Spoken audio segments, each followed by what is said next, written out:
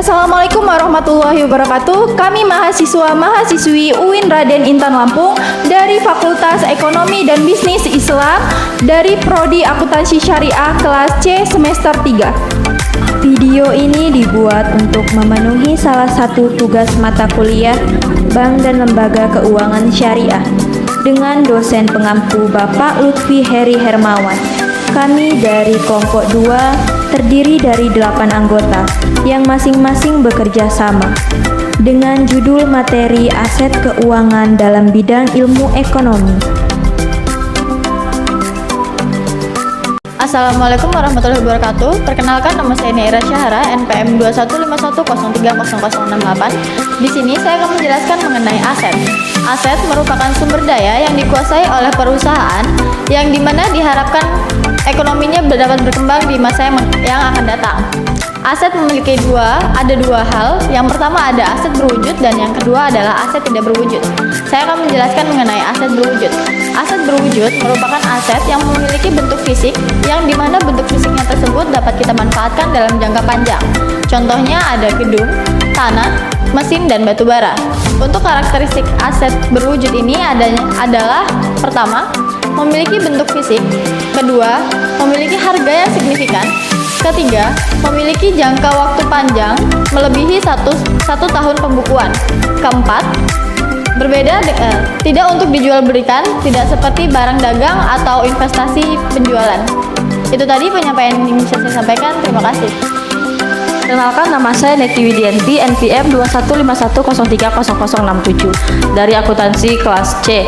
Saya akan melanjutkan materi selanjutnya yang tentang materi aset tak berwujud. Aset tak berwujud merupakan aset yang tidak terlihat wujudnya namun tetap memiliki nilai bagi suatu perusahaan serta umur ekonomisnya lebih dari 1 tahun.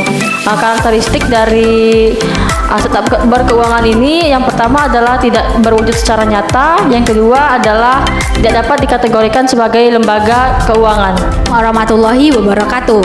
Perkenalkan, saya Devi Helenita dengan NPM 215103017. Di sini saya akan menjelaskan tentang perbedaan aset keuangan dan aset terwujud. Yang pertama, aset keuangan. Aset keuangan itu yaitu aset yang bernilai keuangan. Contohnya bisa kita lihat sendiri, yang di belakang kita ada gedung. Ini adalah gedung UIN yang dipakai buat untuk belajar mengajar untuk para dosen dan mahasiswa. Kemudian ada aset berkendaraan, yaitu seperti aset bermotor dan bermobil. Itu digunakan untuk para dosen atau mahasiswa atau warga-warga lain untuk berpergian.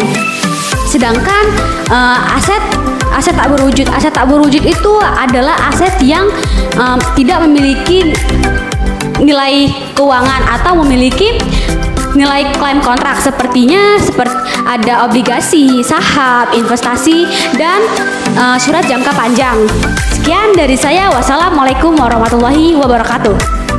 Nama saya Karla Gutri Santika dengan nomor NPM 21510300135. Di sini saya akan menjelaskan sedikit tentang fungsi uang. Sebelumnya saya akan menjelaskan sedikit tentang pengertian dari uang.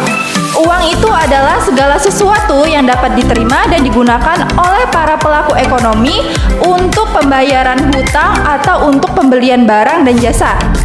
Uang sendiri dapat didefinisikan dari fungsi dan uang itu sendiri loh teman-teman. Yang pertama, uang sebagai alat tukar.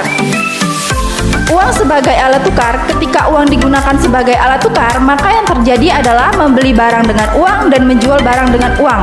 Dalam ekonomi Islam, fungsi uang sebagai alat tukar ini dapat dibolehkan karena memang sejatinya fungsi uang itu harus terus mengalir dan beredar di masyarakat tanpa harus diendapkan. Kedua, fungsi uang sebagai alat penyimpanan nilai atau daya beli. Uang sebagai alat penyimpanan nilai atau daya beli memang sangat fleksibel untuk menyimpan kekayaan karena selain sifatnya yang liquid dan tidak ada penambahan terhadap penyimpanannya.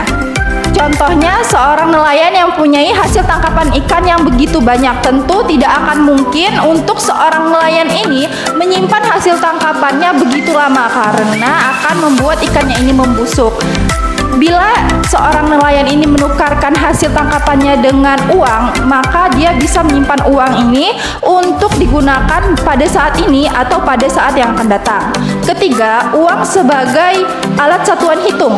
Uang sebagai alat satuan hitung ini sangat mempermudahkan kita untuk melakukan tukar menukar dua barang yang jenisnya sangat berbeda. Contohnya mobil dan gandum. Mobil dan gandum ini kan sangat berbeda ya secara fisik. Nah, ini dapat diseragamkan dan sangat mudah untuk dipertukarkan jika keduanya dinyatakan dalam satuan mata uang.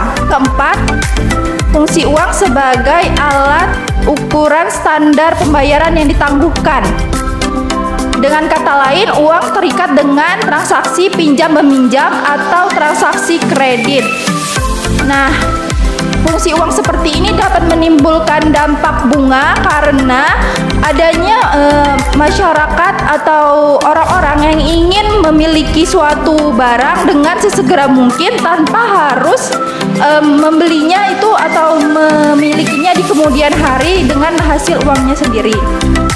Jadi dalam ekonomi Islam ini tidak diperbolehkan karena kita diajarkan untuk hidup sederhana dan tidak dipaksakan untuk melakukan pembelian sampai suatu saat nanti kita bisa memiliki benda itu dengan hasil dari uang kita sendiri tanpa harus meminjam. Jadi dapat disimpulkan ya teman-teman, uang itu dalam ekonomi konvensional adalah komoditas. Komoditas itu adalah barang yang dapat diperjualbelikan.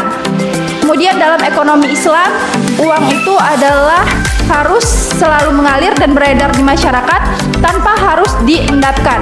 Jadi fungsi uang dalam ekonomi Islam ada dua, yaitu sebagai alat satuan hitung dan alat tukar menukar.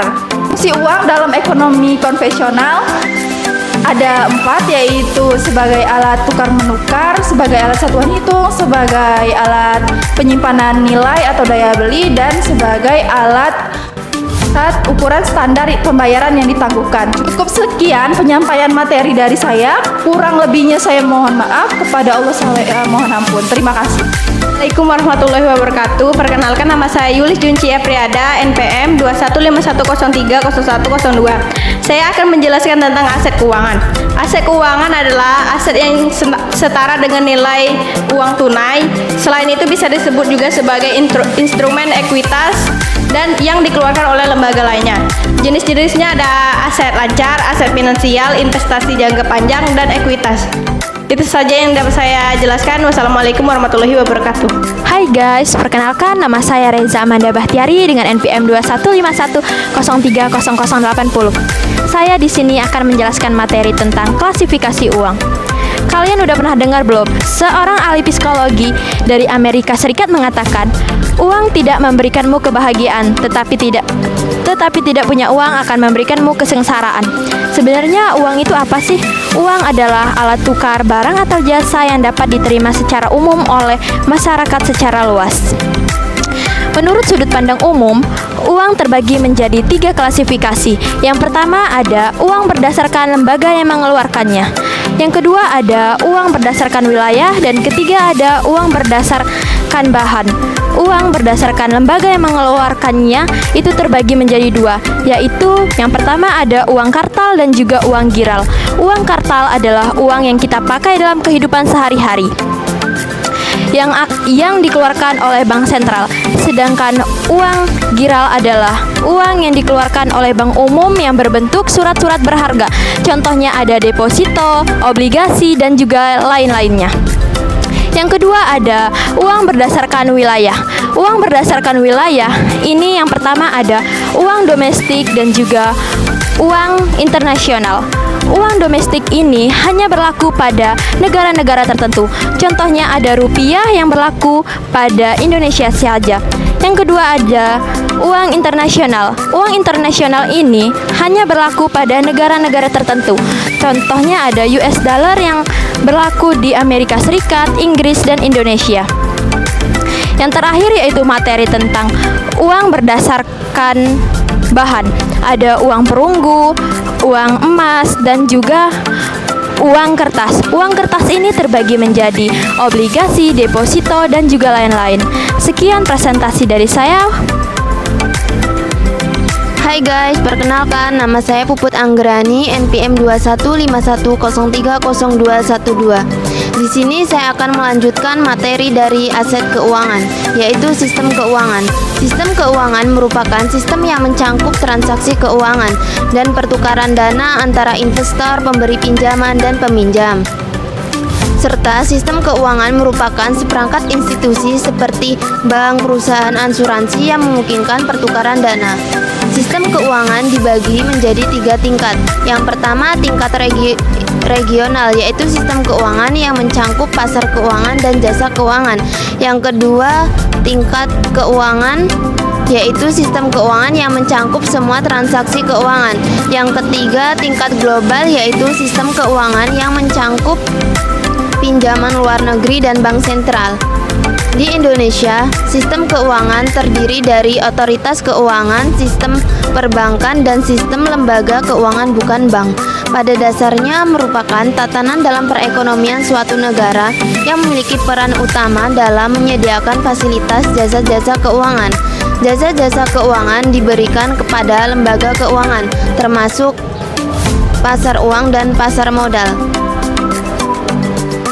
Assalamualaikum warahmatullahi wabarakatuh. Perkenalkan, nama Petrus Jumansyah Putra dengan NPM 2151030161. Di sini saya akan menyampaikan kesimpulannya. Kesimpulannya adalah aset merupakan